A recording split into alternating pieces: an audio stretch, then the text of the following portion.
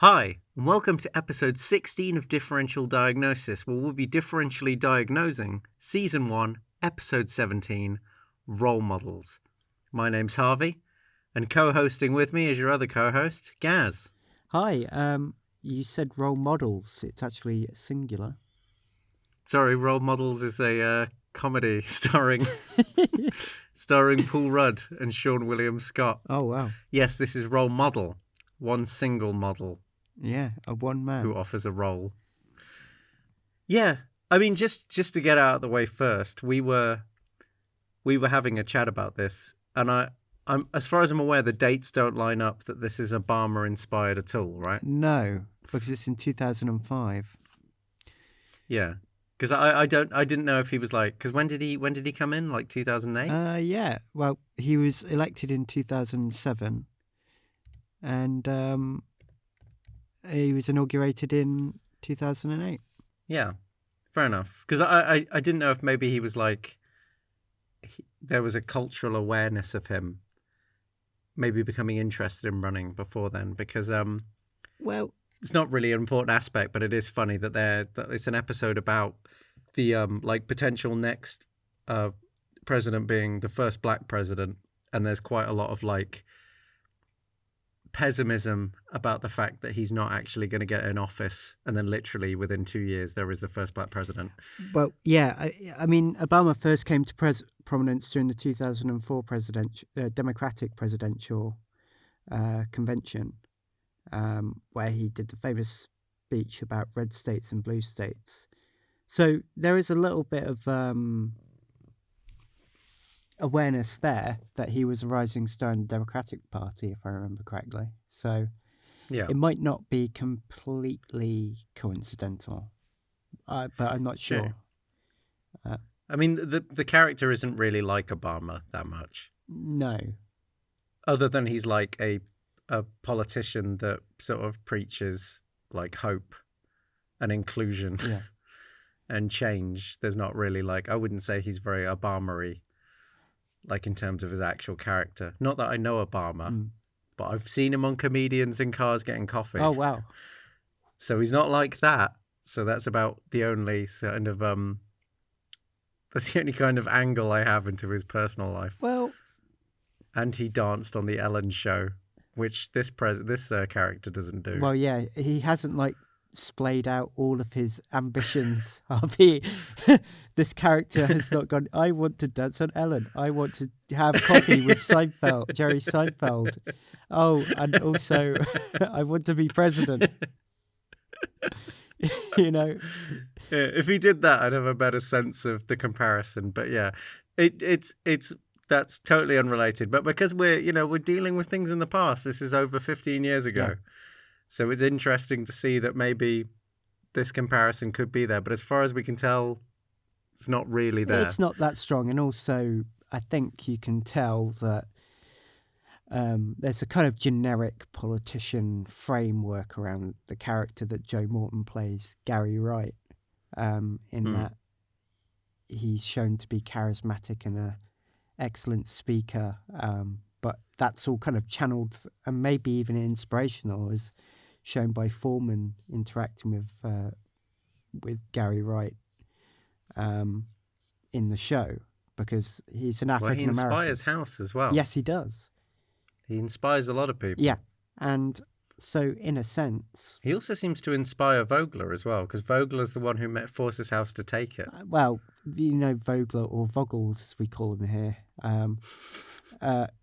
Voggles is a very cynical man, and maybe is looking for influence on Capitol Hill. So,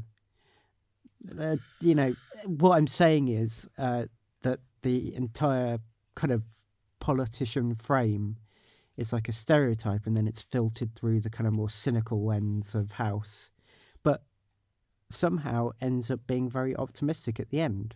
But how much do you take away from that? I don't know. Fair enough. Well, if you give us a synopsis, we'll get to the end. Well, see what happens. So, as always, these synopses are powered by howstuffandom.com/wiki. Is powered become a euphemism for stolen? No, because I'm attributing Borrowed. I'm attributing it to them without their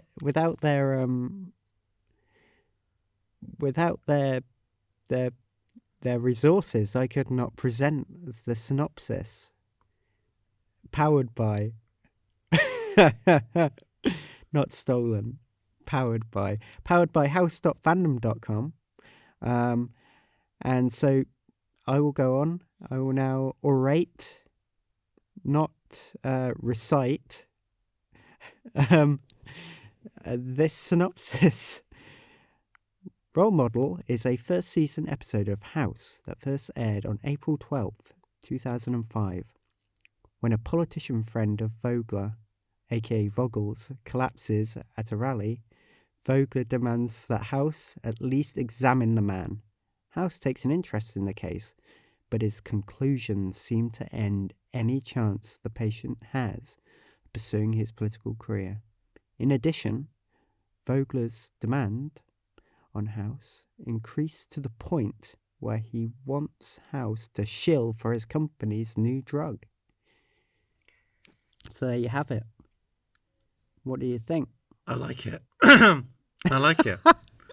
You like it? You like how I orated the synopsis powered by house.fandom.com? Oh no, sorry. What I was actually, the reason I was being distant was I was trying to think of, because this is the fourth part of the Vogler quintology, and I couldn't think of a quintology. So I was just quickly looking up a quintology or something with a fourth part so I could make a play on words.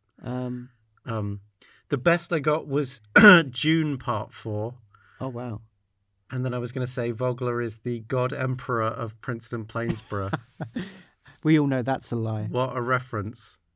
We all know that House is the Muad'Dib of the House universe and will destroy the God Emperor and then become him. And money is that sweet, sweet spice. I mean, I like the fact that we were earlier discussing what a niche a House MD podcast is. And now we're going to the niche of House MD/June fans. Well, so probably 2 people enjoyed that. I like to give fan service to everybody. Everybody needs a shout out here and there. No, absolutely. Well, we've got all the bases covered. Yeah. I think we're ready to begin our differential diagnosis of Season 1, Episode 17, Role Model.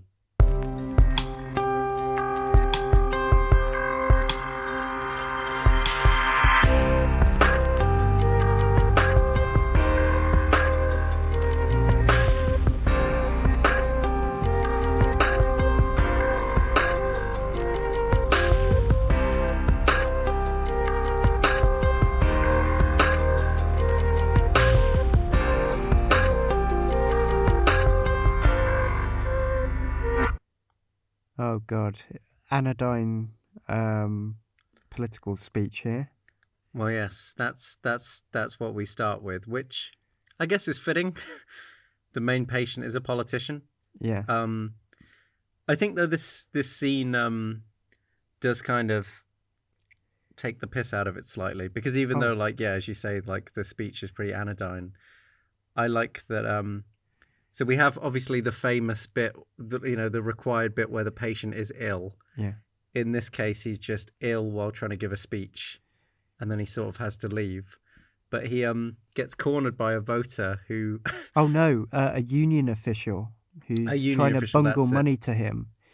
Well, they're having like a conversation while the guy's going, "Hey, your wife died of cancer. That's really good for your message, though." Yeah. I love, like, they kind of have him like giving quite a genuine, like, but yeah, anodyne speech, but then we kind of go into the kind of more, there's like a more seedy edge to it where someone's literally saying that, hey, your wife dying of cancer though is a really good thing. Yeah, and then also on top of that, it was, hey, quit talking about the poor people in the third world with bad wages. You should be talking about the American worker. We're hurting here. It's like, all right. And he's trying to bungle support, like bungle money on resources from the union to him in exchange for a change of message. I do I do like that he throws up on him as well. Yeah. But the I actually, correct me if I'm wrong, but I think this is the first time that the season also represents like the illness in like its camera movement. I'm just trying to think of any other time that's happened. No, because I've just noticed this, but like in so in the other episodes with like the one in the classroom for Poison, like that kid's ill, but the camera's very stable. It's just watching him like sort of being really ill. But in this, it's him trying to have a conversation. We actually like have quick cuts of him talking. It's like he's forgetting parts of the conversation, and the camera's wobbling all over the place. And then it ends with him collapsing, and it's a very like asinine small point. But there's not a lot to go with this intro. So, but I swear that's the first time I've ever seen that. Okay, yeah, I'll take that. The other thing, the show does do a lot more as it goes on. There are instances I can think of where it like does lots of time skips, like people are losing time, and like definitely shows like the patient's perspective through the camera work. Yeah. So is that something that they do develop as a kind of idea? Because in the earlier episodes, it was basically, I feel a bit ill, and then it would like go into their body and do like a 3D representation of the illness, and then zoom out again, and then they like collapse on the floor or something. It does do that. Do you know what? I think like in general, the camera work in House gets a lot more, I wouldn't say better because there's nothing wrong with it at the moment, but I think they get in a lot more directors and varied directors, and it starts to become a bit more experimental with its look. Currently, House is very locked down, and like the only time that this is the first time I can think of where it's done anything to represent the way someone's feeling using the camera. Except maybe that weird pull-in on Foreman eating a sandwich in the pilot. That was hilarious. But that doesn't really represent the way someone's feeling. But maybe it does. Maybe he was hungry. As the show goes on, there's a lot more visual creativity. Yeah, I would say as we go on. But we'll have to talk about it as we get there. Yeah. Do you not remember that in the later seasons? It definitely like has a lot more style to it. Yeah. They might feel a little bit more cinematographically less restrained in what they want to do. At the moment, everything's a bit more kind of focused on realism. I don't know if that's a budget thing or different cinematographers or directors coming in. You never know. It starts also with, the episode starts in earnest within the hospital with House talking to Vogler, or Vogels, I guess. Yeah, the conversation is weirdly uncynical. It's like, I think Vogler even at one point says, "Are you mad at me?" It's like something that, I don't know, it doesn't feel very confrontational. Yeah. Well, it does. There is confrontation because Vogels is he's still threatening to sack everybody if he doesn't get what he wants from House. But he says, well, if you do this speech for me, maybe we can come to an accommodation. And then they discuss why he's doing that. Oh, you own the company that sells the product. Fine. Yeah. Well, it's very much, you remember at the 2 episodes ago when there was the cliffhanger of, oh, who will House fire? I was like, oh, it'll be interesting to see how House resolves it. That's like where the interest lies, not really the outcome. Because I don't think anyone will ever be fired. And I don't know what your thoughts on it are, but like I have to say, like there was that twist that he tried to fire Chase, and then it turned out that Chase was the rat for Vogler. So that kind of got him out of it. And then we were unsure in the last episode whether or not that was actually calculated or just like a happy coincidence. And now it's gone from that to, oh, actually, if you just give this speech, I'll let you keep everyone. Because we know that Vogler's interest isn't money or like actually firing someone. It's just House doing what he's told. But I kind of feel like then to start the episode with, oh, if you give a speech, actually, it'll just solve everyone's problem is maybe a bit of a flaccid resolution. A little bit, because it seemed like the stakes were so high before, and Vogler had kind of Vogler had made it very, very clear to House that if you don't do this, if you don't fire someone, you're in trouble, because I need you to do this so that I know that you'll do anything that I ask of you. Yeah. I mean, that's fundamentally been it. But as you say, like, the stakes were so high that I know it works, it makes sense, but it's possibly not the most interesting resolution. It kind of feels like I don't know, it's very meek of Vogler. Vogler's been like shown as a guy who like literally doesn't give up, and it's like as soon as House puts him in a position where he can't fire anyone because he goes for chase, then Vogler like just totally changes the deal, which I would imagine from Vogler's perspective actually feels quite weak. It's like he's on the back foot, like coming up with, it's like, what if he said to House like, oh, just do 10 push-ups Yeah. and I'll let you keep someone. If you see what I mean, like, it's kind of like, I feel like Vogler would really push on with that and be like, pick someone else. 100% you have to pick someone else. Yeah, I guess what it's done, it's diffused the menace that Vogler or Voggles had. Yeah, the menace going away is like, yeah, that's perfectly put. Yeah, basically it's now do a speech, enrich me, rather than I need you to do this thing because I need you to show me that you are my bitch, essentially. Yeah. So yeah, I think it's taken away. So it's lessened the stakes and diffused the menace. That's what I'd say. And to me, it tells me that Voggles is becoming a bit of a busted flush in this experiment imposed upon David Shaw by the producers. So, yeah, it's like he could have shaken stuff up way more. Yeah. But then because he could easily do that, the consequences are so high in that they'd actually lose a team member that they kind of have to retract a bit. Yeah. Although I don't know, I'm not sure how much I like that. Although the implication is that if he doesn't do the speech, then he has to lose a team member, maybe all of them. Then on top of that is the problem that if he doesn't perform the speech successfully, there's that as well. So, and House is also playing a game against Voggles in this episode by saying, yeah, I'll do the speech, and then giving a speech that's so plain and boring, but also damaging to Voggles on a monetary basis, because he basically says, yeah, this is basically a drug that's been hiked up in price because they added like an ingredient to it so that its patent could be kind of renewed and they could make loads of money off of it. Blah. Yeah. I think the speech is very interesting. I guess we'll talk about the Vogler stuff first, because I personally don't think there's a lot going on with the patient. I think the patient like has a nice little like sentimental aspect which we can talk about with like hope and stuff. Well, but I think that I disagree with you there. I don't think it's as throwaway as you think it is, but we'll get to that. Let's talk about Voggles. Fair enough. Well,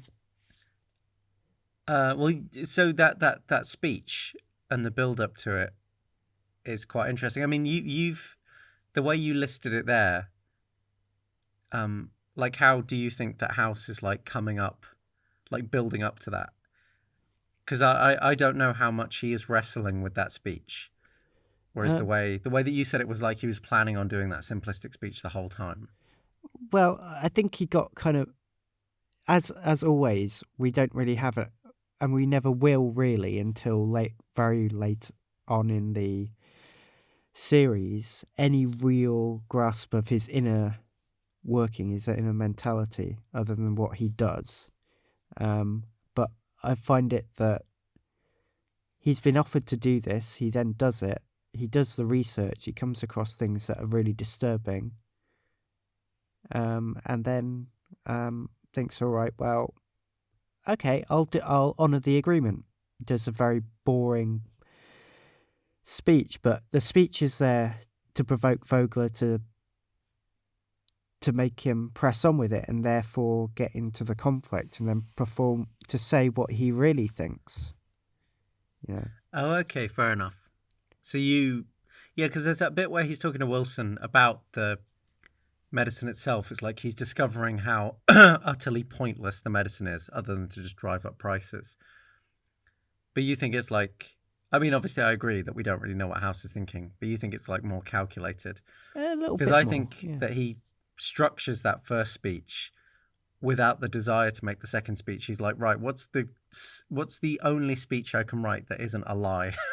Oh, that's what I mean. That's as much as he can do. But he knew that was never going to wash with Vogler, is it? I don't know. Because he wants says, more. He says it's enough for a press release. Because he wants Vogler to... Vogler wants House to be an unapologetic booster for Vogler's enterprise. He wants him to say, this is great, this will increase this will do that. You know, he wants to be a salesman. He wants to make him his subordinate. And the way to do that is to push him to make that speech that will flog the product.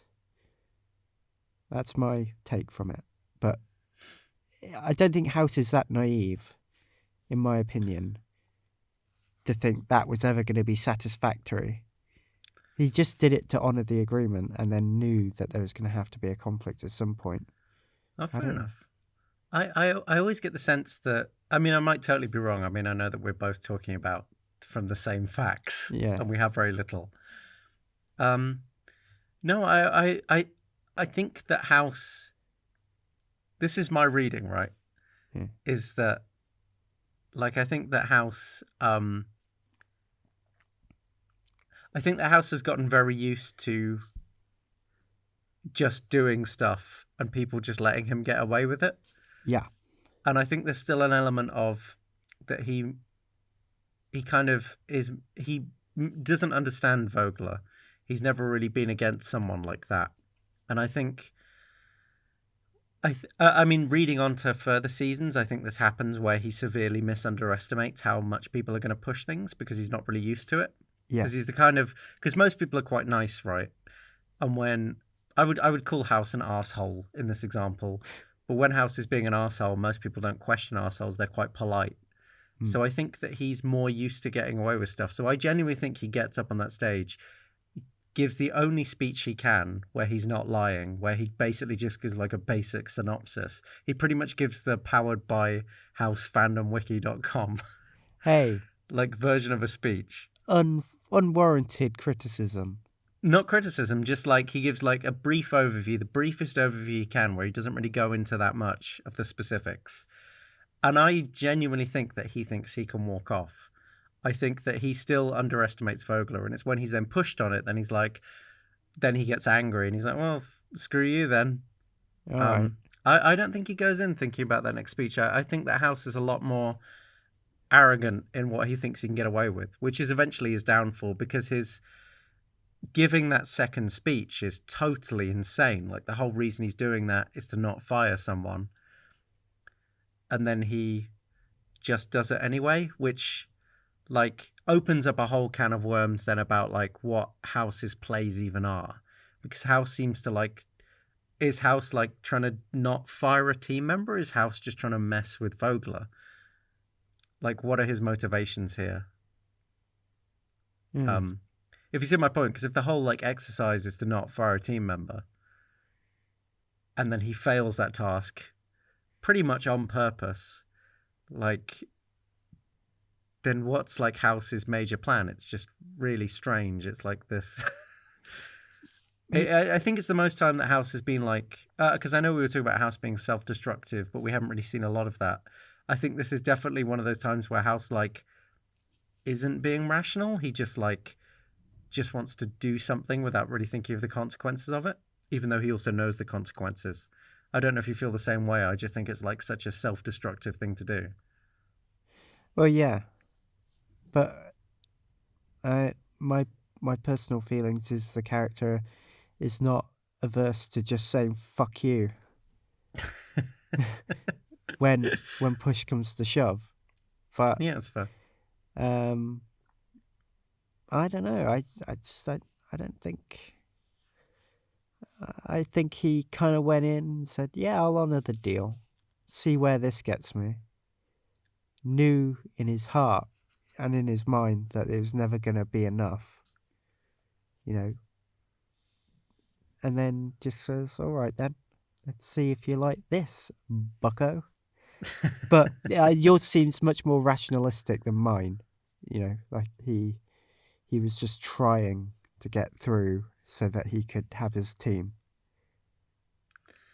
But I always I think the thing is that like my one is just like that he didn't plan for that second aspect of the speech to happen. okay. But even so, like both plays don't really make any sense, because then I have to then like accept that then after he heard that, he then went, oh well, I'm completely, you know, in a corner now. I guess I'll just sabotage everything.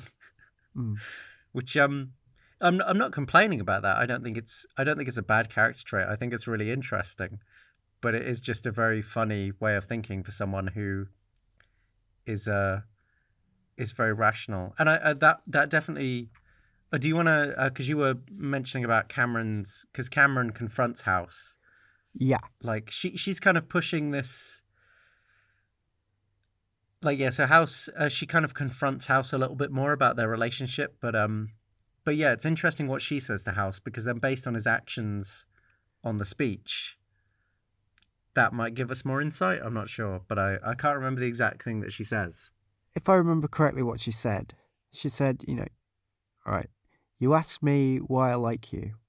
You're abrasive and rude, but I figured everything you do it to help people. But I was wrong. You do it because it's right. And I think that we actually said that very early on in this podcast as a kind of assessment of House's method and also his motivations for practicing medicine. Yeah, he's obsessed with the truth, which I have to say, like that kind of. I do wonder whether or not that statement from Cameron changes his mind, because that kind of then makes his.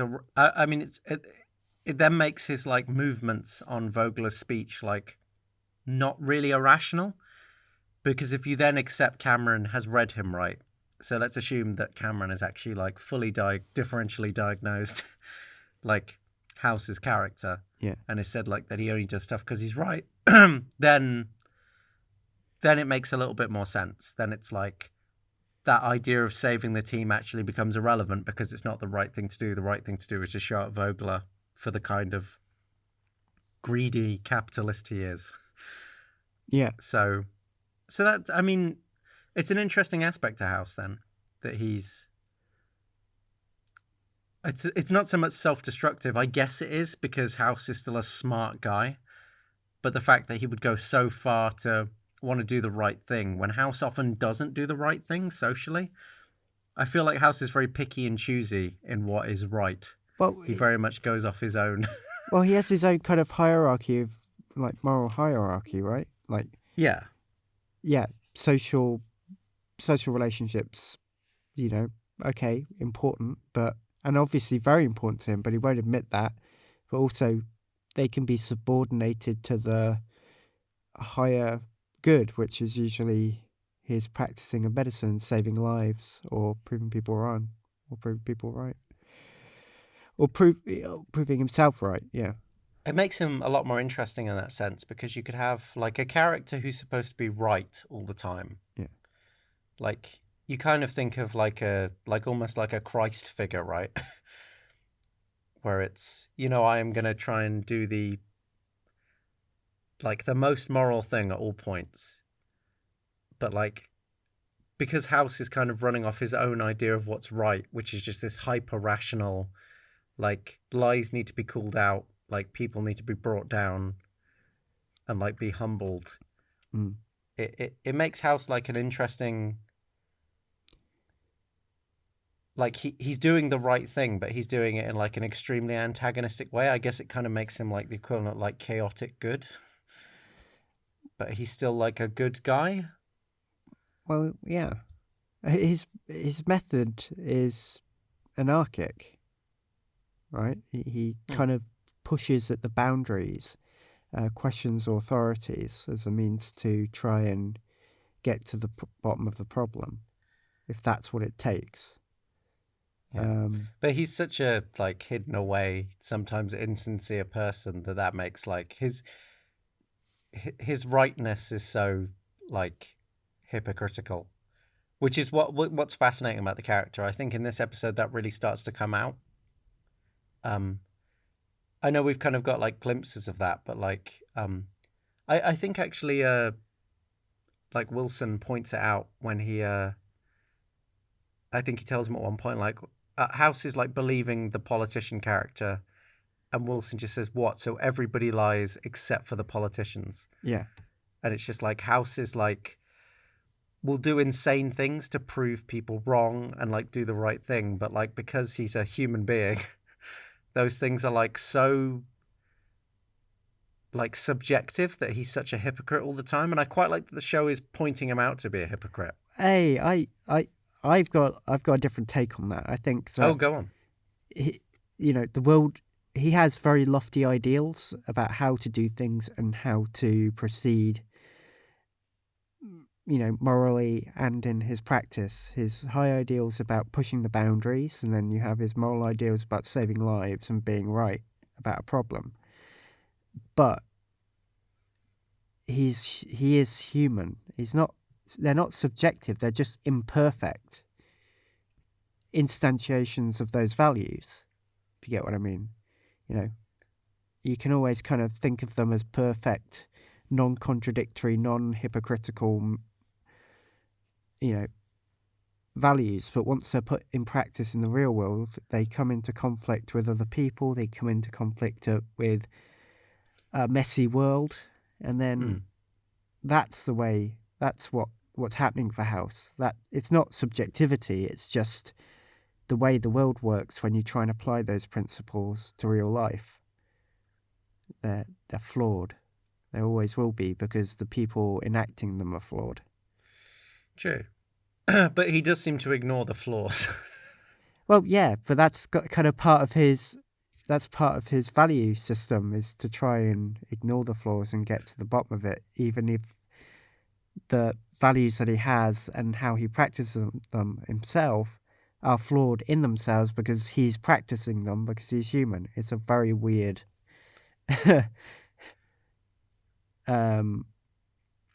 irony. Yeah. Well, it's very realistic. I think he's like, I've experienced this before, and I don't know if you have, but if you if you're ever in an argument with someone and they like convince you halfway through, and then but you like never vocalize it.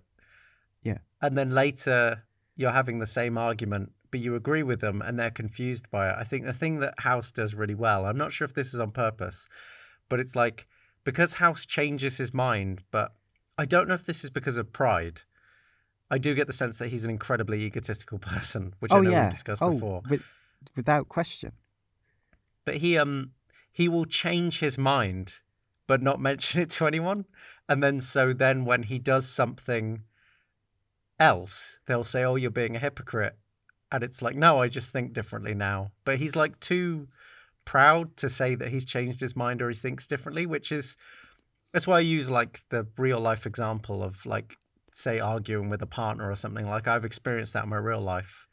And it's, it's a very brave thing to write, I think, in a lot of sense, because it can make it seem like your character is incoherent and contradictory, which House is, but they've kind of gone whole hog with it, and it's kind of worked.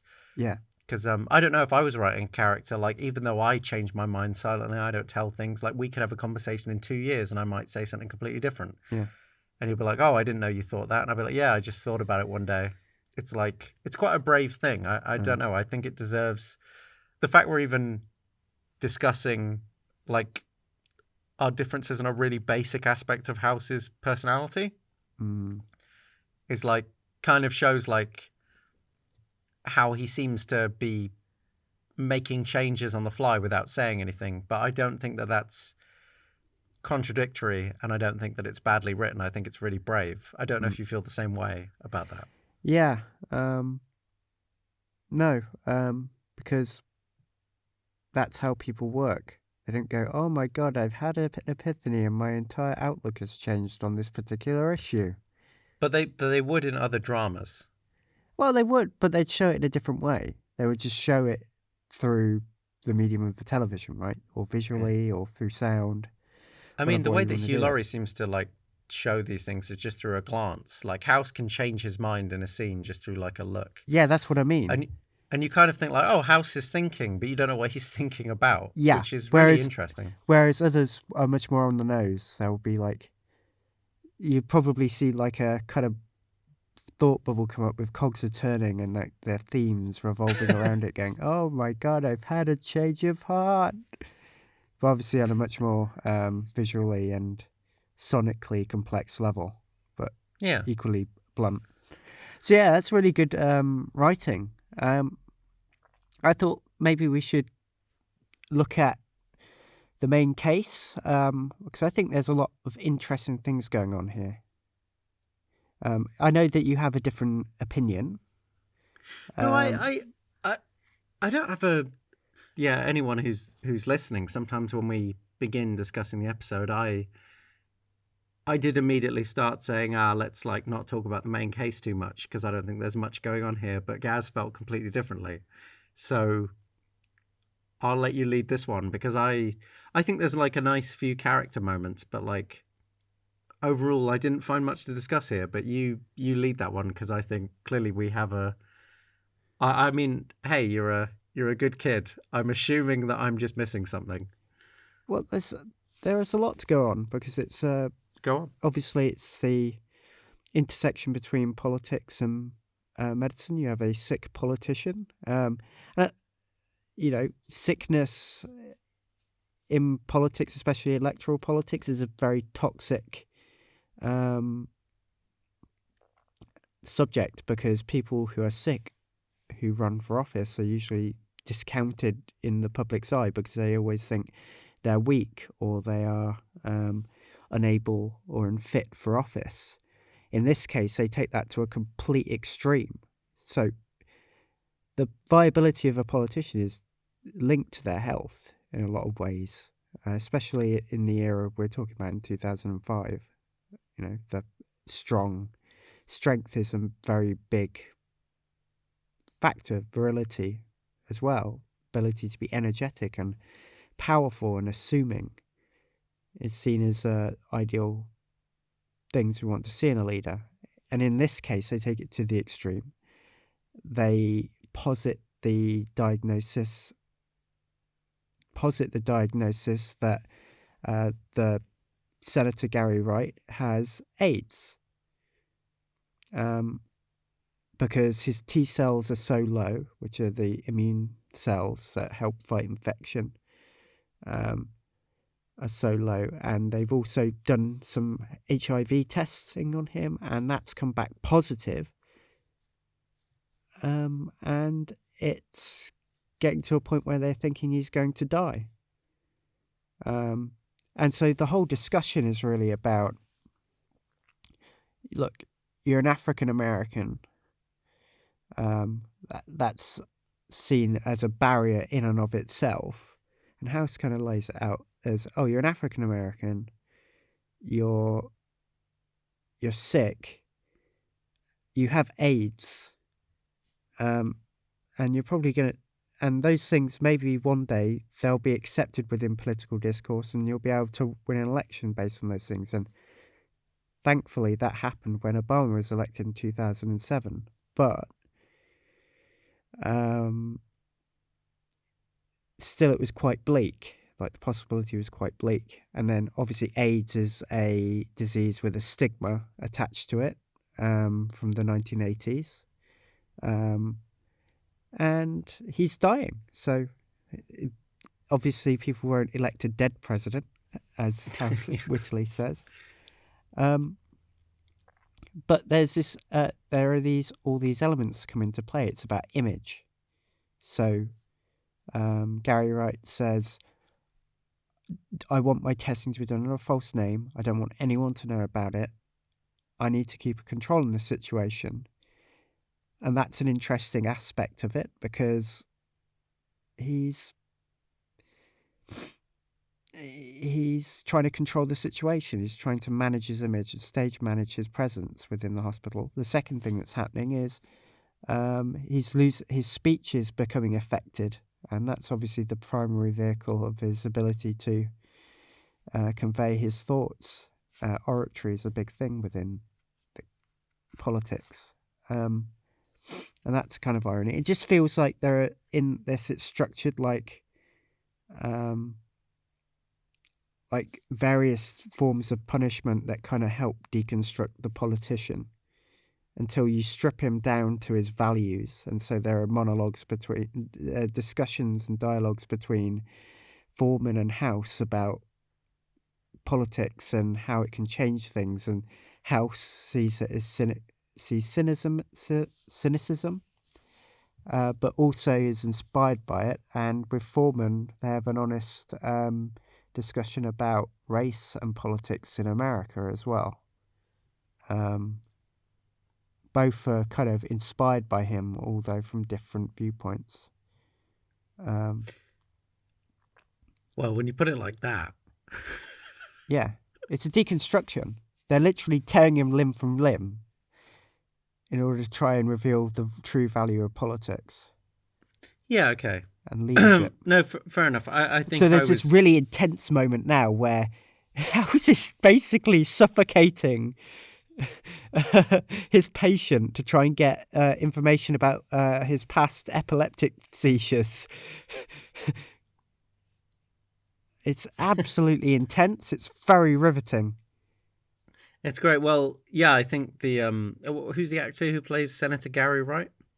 Yes, Joe Morton, who also played the Cyberdyne scientist in Terminator 2. Mr. Cyberdyne. Yeah, Cyberdyne Systems. Yeah. No, it's he's fantastic in this. He's one of like those standout performances. It's yeah, okay. In terms of the like political discussion, especially the race and politics discussions, I really like the bit where he says that like black politicians can't lie as much because it's like they're seen as like a bad role model for the race, which I think is like an amazing like it's like a really clear cut like breakdown of why people are much harder on like black public figures, like totally unfairly, because there's something about like for some reason people of racial minorities get lumped in with the rest. Yeah. But yeah, I think it's good that House is having those discussions, and it's nice insight, not on like a grand political scale. It's nice insight just into the character, like that he's a politician who's kind of cynical and aware of that aspect.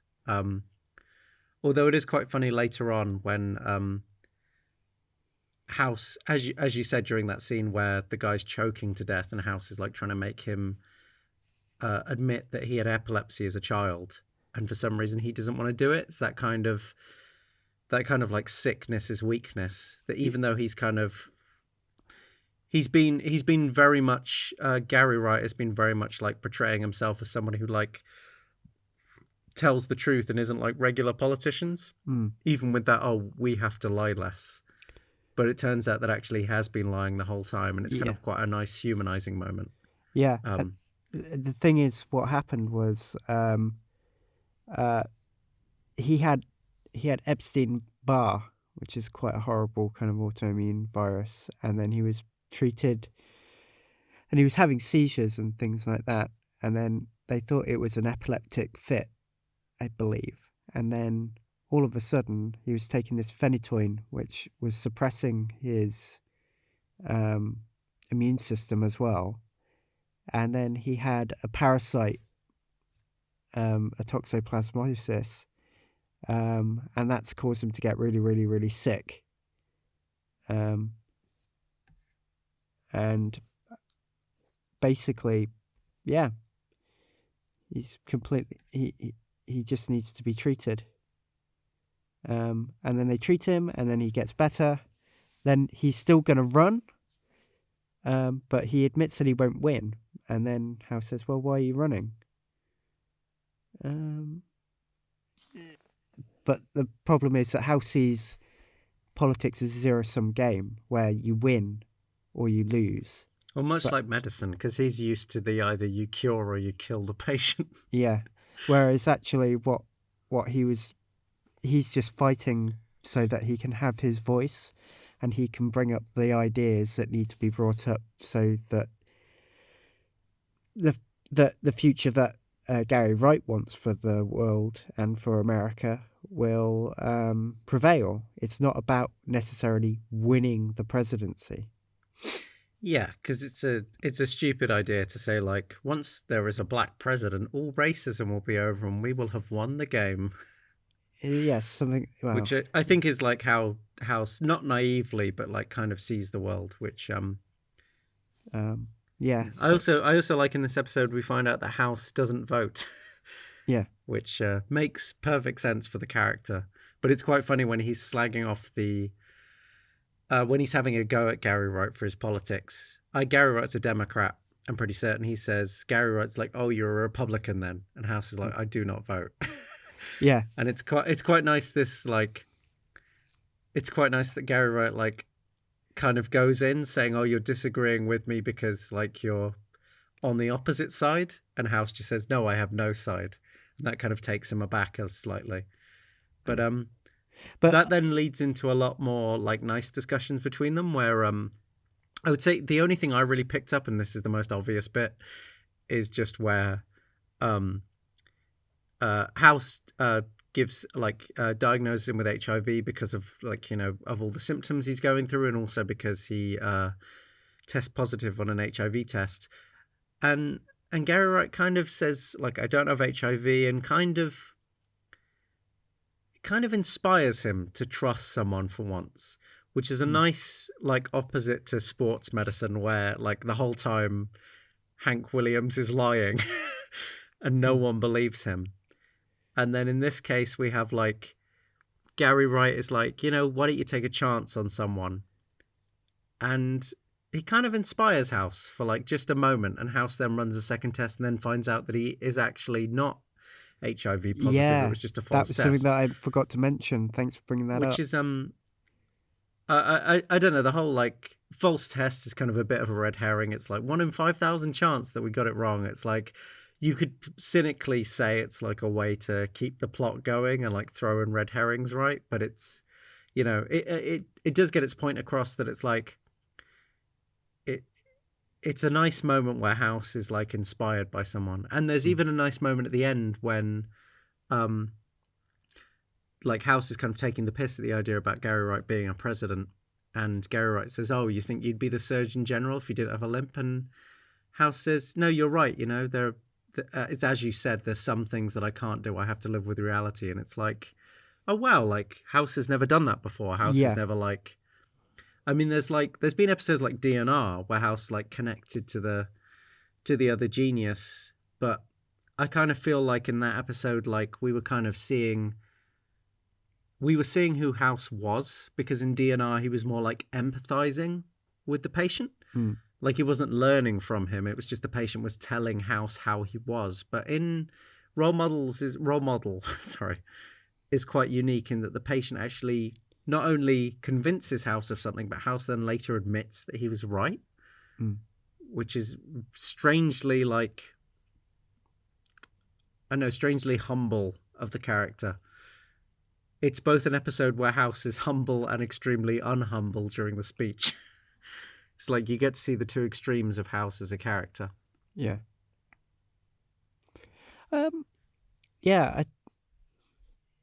Yeah, and that's good. He's rather than kind of in DNR, he was empathizing with and connecting with the person as a fellow artiste.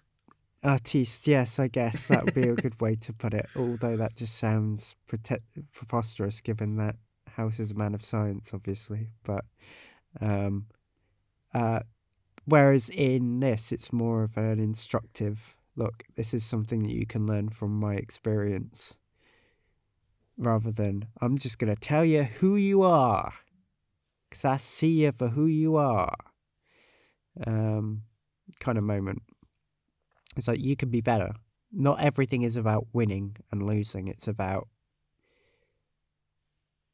being true to your own values and trying to make them win out in the end of the day. But whether he actually took that to heart in his arch strategy that I think he came up with all the way through the episode, haha, that's obviously been blown out the water. But well, you know what? I mean, Gary Wright basically teaches him, and it's weird to even think of House being taught something because he's like such an imposing guy. Yeah. Is that like sometimes it's about fighting the fight on your terms rather than winning? And do you know what? That actually adds a lot of credence to your theory that actually House goes into that speech situation knowing he's going to lose. You've changed my mind, Gaz. Wow.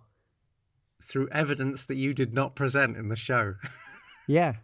I don't need to. I'm always right. Yeah, it's self-evident. In my brain. I didn't tell you. You got to You're look like the for Declaration of Independence. It's self-evident, baby. Oh, yeah. Yeah. It's all in my brain. I didn't want to reveal all my working, I thought you got it from the tone of my voice or my superb glancing. Yeah, no, I can see the glancing through the internet. I guess the one last, we haven't talked about the clinic scene. I don't know, the clinic scene in this is just like a kind of interesting mystery. Like, it's a woman was pregnant. She's had a miscarriage, but she hasn't had sex in a year. So she doesn't, she's confused about it. House kind of assumes that she's lying. And then it actually turns out that she lives next door to her ex. And she actually has a sleep disorder where she has basically very visceral sleepwalking sessions where she's going and having sex with her ex. And we kind of see over and over again, like, she keeps coming back to House with the same issue. And I guess that kind of leads into the narrative that House has to trust people in extraordinary circumstances, that they're telling the truth. It's funny, it's interesting, it's unique, but it's I guess that subplot really bleeds into the whole, like, when House is trusting Gary Wright, that he doesn't have HIV, that maybe sometimes people actually are just in a victim of circumstance, and maybe they are telling the truth. Yeah.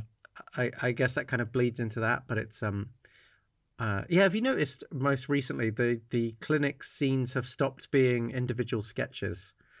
They've started being more long form narratives. It's interesting because they definitely go back to just being a lot of sketches at points, but it's interesting when they choose not to. Yeah, I guess so. And I think the other thing to bear in mind is again, it's about trust. Yeah. This is pretty much like sports medicine, where we were saying it was about trust, but this is actually interesting again. I hate to keep shitting on sports medicine, but my God, every episode we've reviewed since sports medicine has done the theme of sports medicine better. Yeah. While doing other themes. Like, no offense to whoever created sports medicine. It's just not that good. Hey, everybody lies.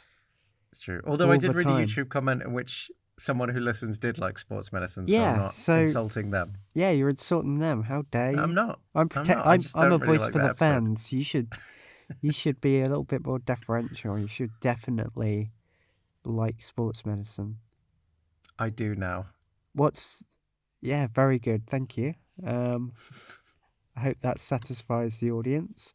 But I would say that in the clinic case, it's interesting because it's a bit of like an inversion of the main patient story. So something is happening, and she doesn't know that she's doing it, and it's up to House to try and figure out how or why, and he does. Whereas in the patient case, the main patient case, the patient is telling him what he's done, but it doesn't explain the disease. Whereas it's the other way around. She was pregnant, she didn't know why. And then she kind of was like, well, why am I not? Whereas in this, the politician says, I shouldn't have HIV. Why am I got HIV? I've never done anything that would trigger that. Why? And so it's the same question of why, but picked off it in two different directions, taken off in two different directions from two different starting points. One knows what they've done, the other does not. And yet he's got to believe what they're saying in order to get to the truth. Mm.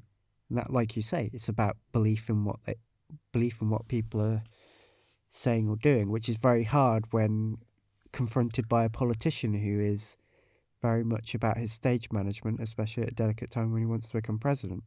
Yeah. And then, this is very much an episode about House taking a chance.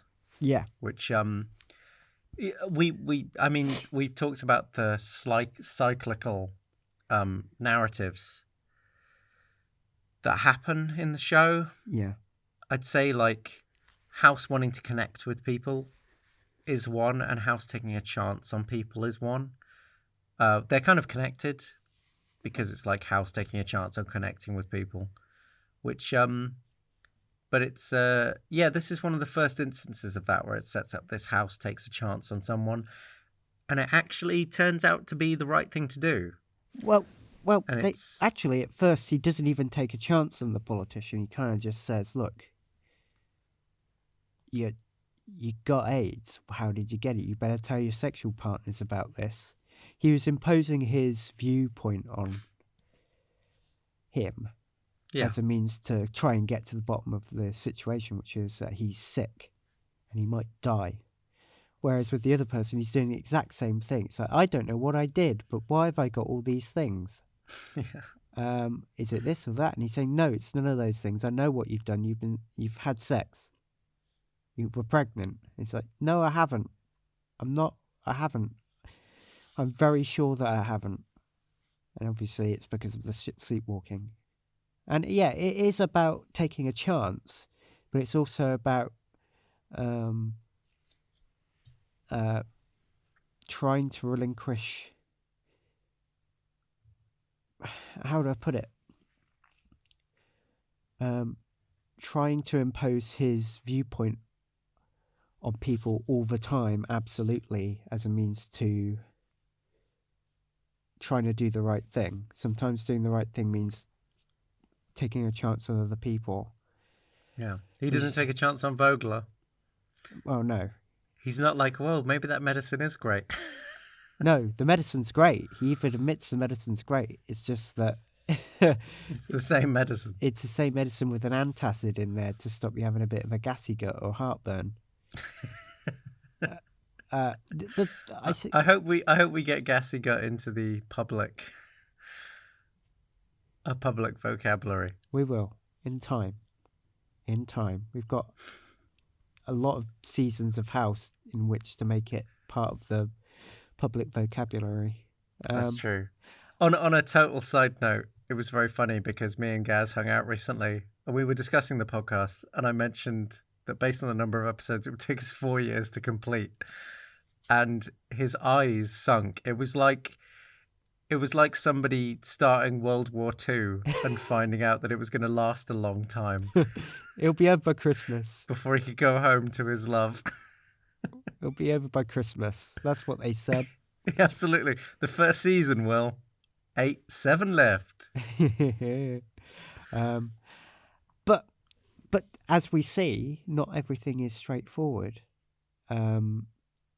He takes a chance on his own instincts of telling the truth and maybe not winning against Vogel by going against him, but in the hope that he will be able to do what's right and stick up for his values. But that doesn't mean there aren't costs. And one of them is that people start to realise that House's motivations are not necessarily about the welfare of patients, but about doing what he thinks is the best thing to do according to his own value system. And sometimes that comes into conflict with people. And in this case, it leads to Cameron saying she's going to resign to protect herself, because the more exposed that she is to his viewpoints, to his values, the more difficult it will be for her to retain hers and also to compromise with people. She doesn't want to turn into House.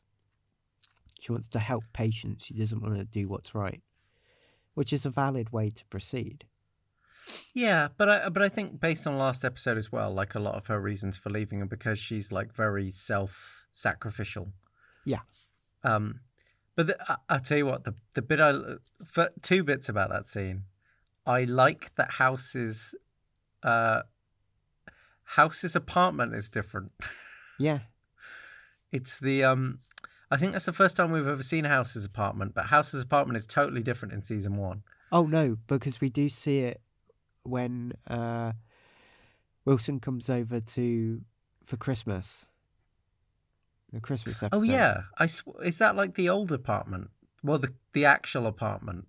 Well, there's just like a very close shot of them laughing.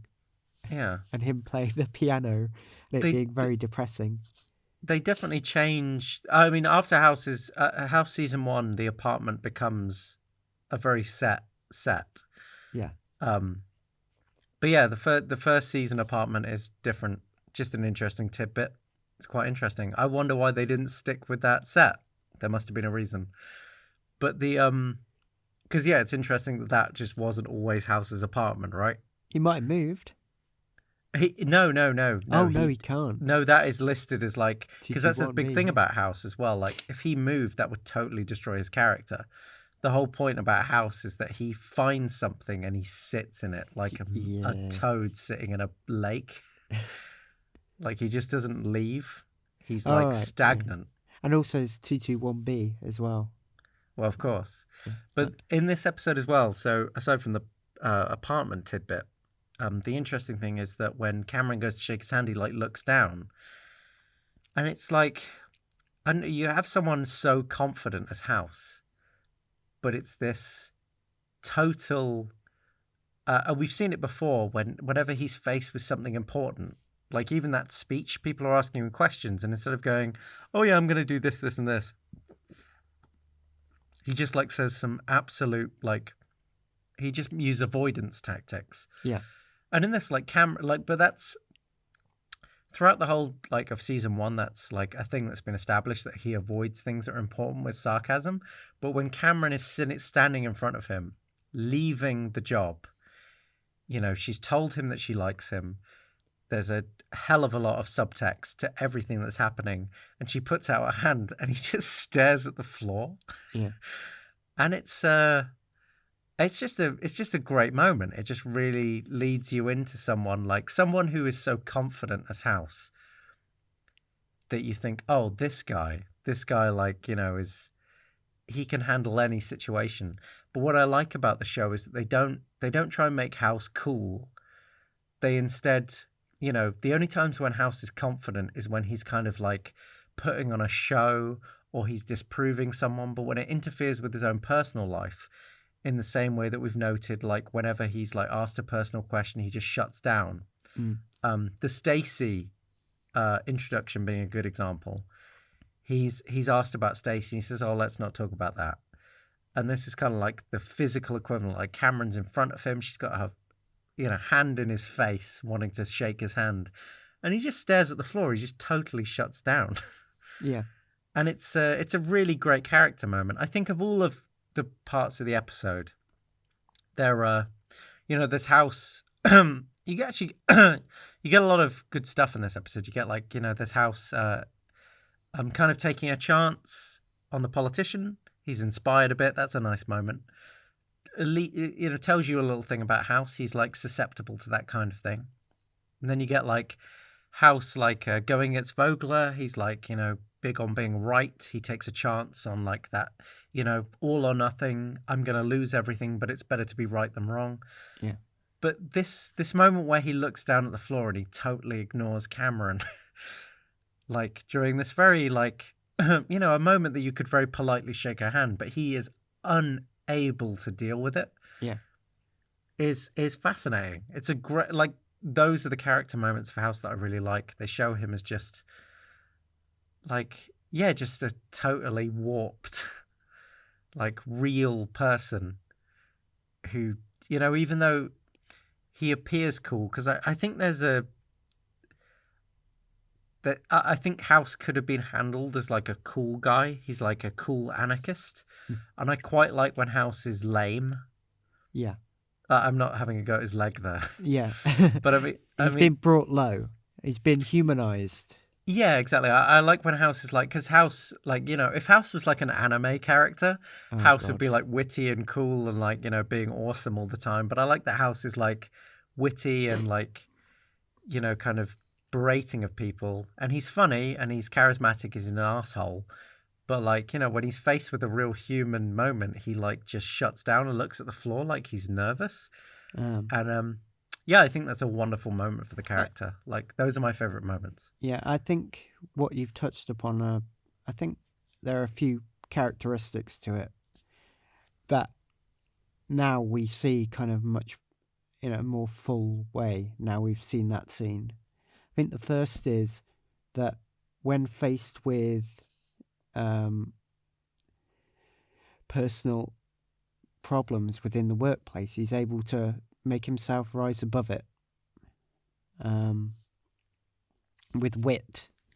And then you see again another facet of his personality is that when faced with a choice, a binary choice between that doesn't involve live or die for the patient, he always tries to not choose where possible. So, for instance, he chooses not to vote, which is a choice. But faced with the decision of voting for one party or another, or even minor parties, he decides not to engage or play the game at all. Because he doesn't want to be pigeonholed. He doesn't want to be packaged. He doesn't want to be defined by people. And sometimes... So he has a Hamlet syndrome. He just is always racked by indecision. We just don't see him being racked by it. And you see it especially when has a conflict between an emotional decision, like an emotional choice on one hand and a more rational choice on the other, and they come into conflict. He gets angry. Yeah. So you see these facets of his